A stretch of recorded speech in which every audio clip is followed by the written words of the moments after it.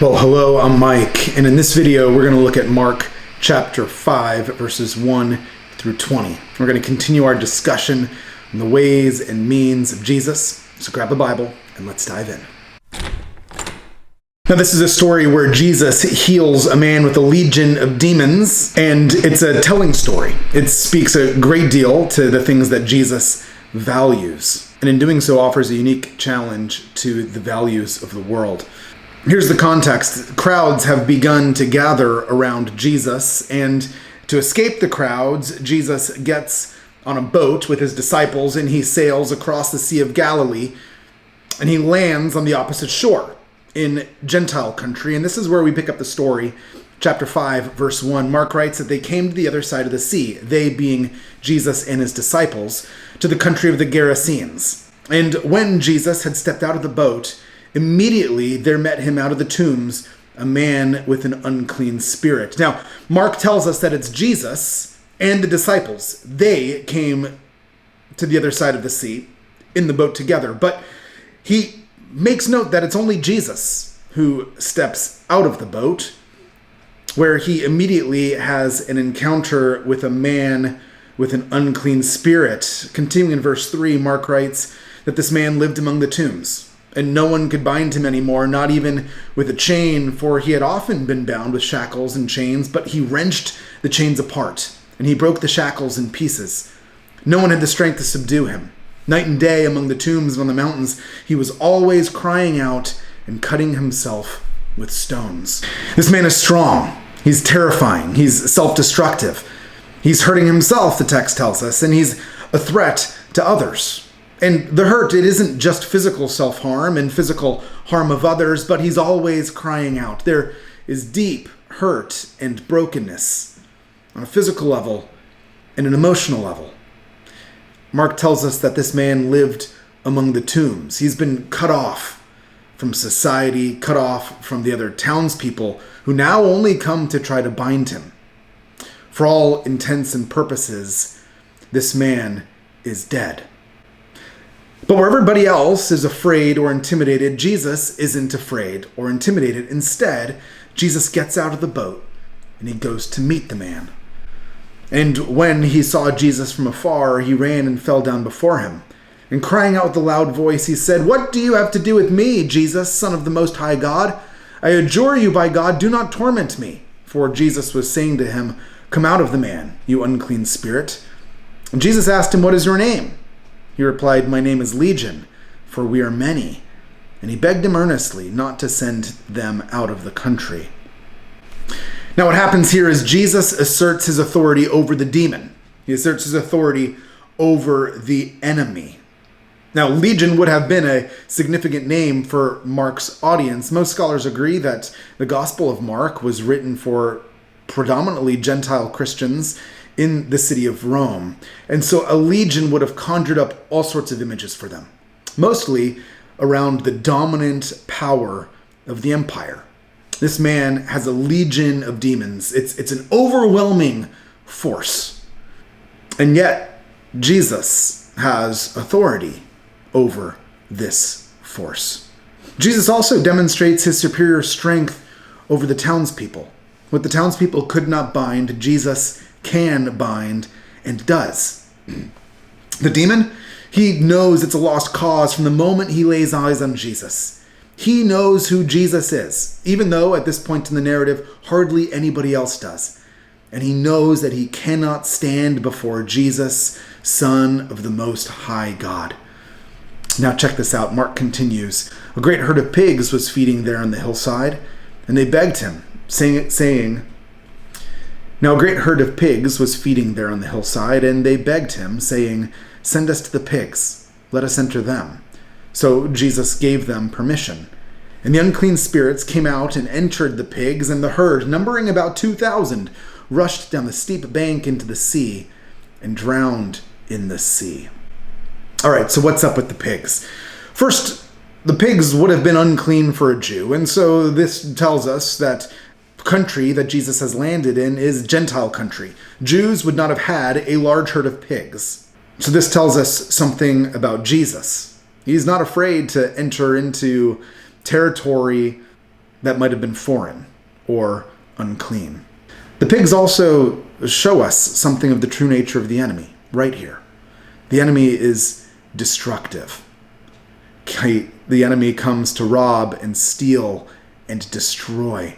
And if the enemy can't have his way with the man, he'll have his way some other way. And in this moment, Jesus demonstrates just how important this man is to him.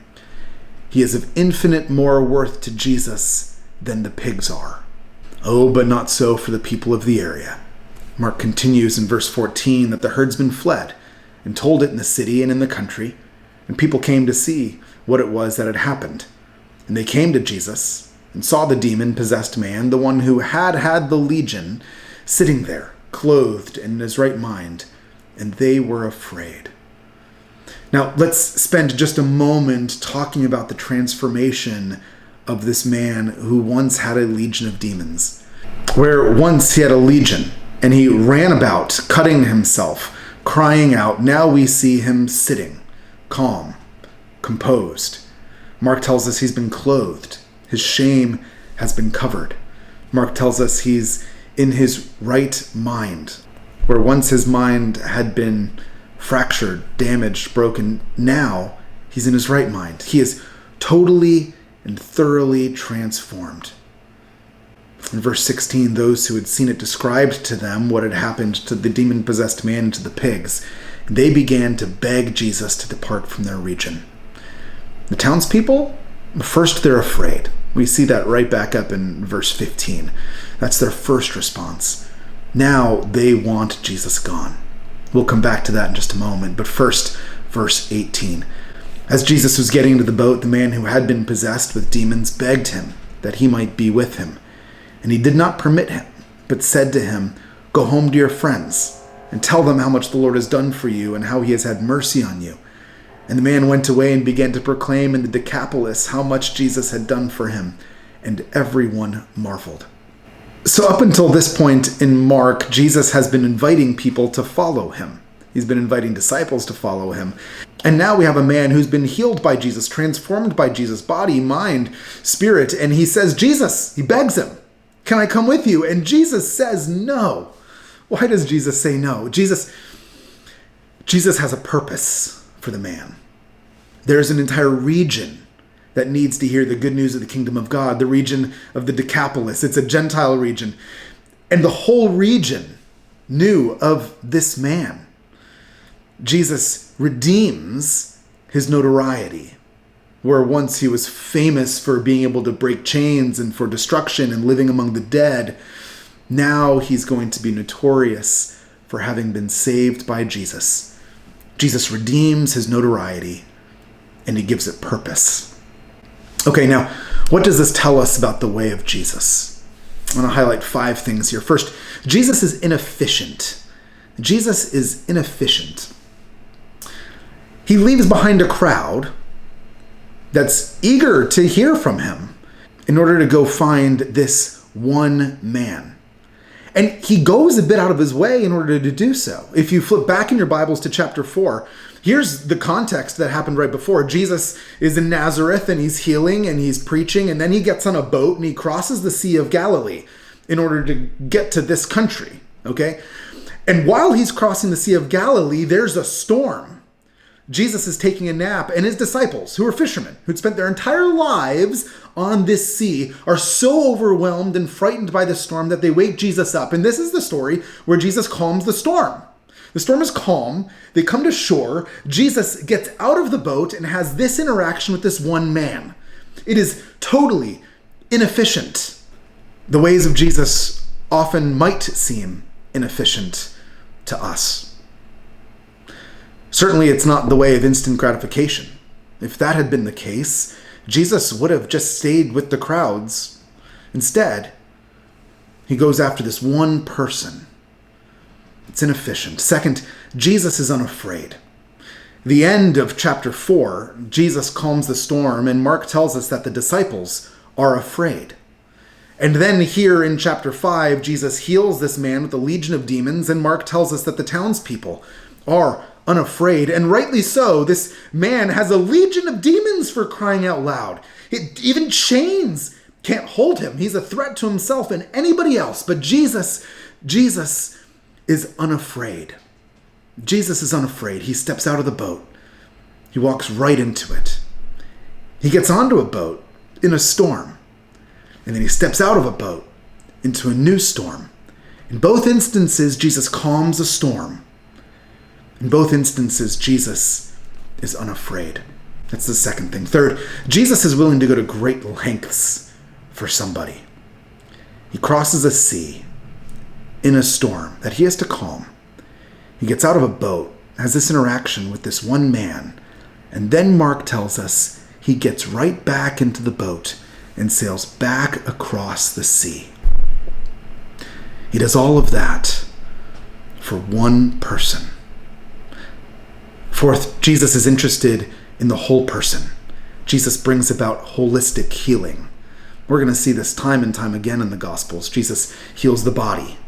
But Jesus also, in this instance, heals the mind. Mark tells us he's in his right mind. He heals some of the social and relational brokenness and fracture that had existed. He tells us where once this man had lived among the dead in isolation, now he goes to the Decapolis and everybody hears him.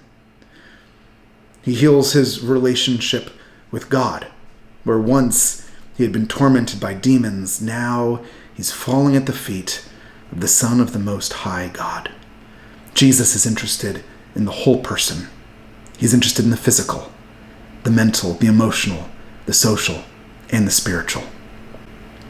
Fifth, Jesus sends those he saves. Jesus sends those he saves.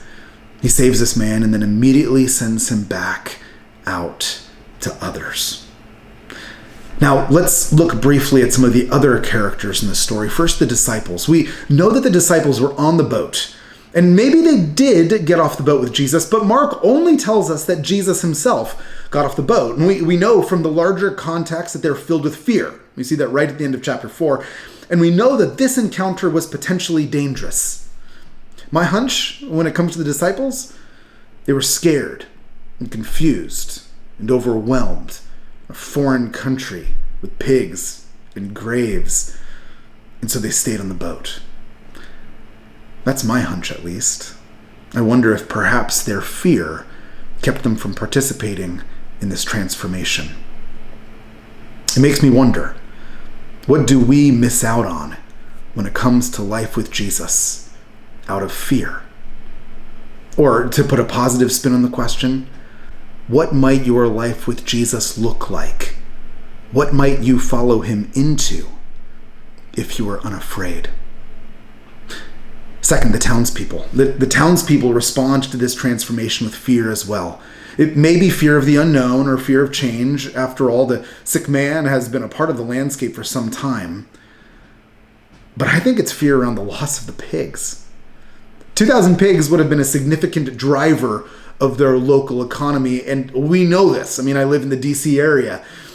It's the economy, stupid. We make our decisions based on finances, based on our perceived lack or abundance of resources. 2,000 pigs would have been a not insignificant resource for the local village, for the townspeople, for the herdsmen. It would have been a significant driver of the local economy. Frankly, I think the disciples want Jesus gone because they're more concerned with the pigs than they are with the man. They're more interested in financial security than they are seeing a broken person transformed. It makes me think. So often we make decisions out of a fear of scarcity rather than out of love for people. We're afraid there won't be enough of X, Y, Z if we make a certain decision, and so we don't. Here's the question I want to leave you with. Where are you tempted to prioritize resources over people meeting Jesus? Or, to put it another way, what might your life look like if you prioritized the transformation of people over resources the way that Jesus does? Thanks for joining me for this video. If this was helpful for you, please like, share, comment, and subscribe, and we'll see you next time.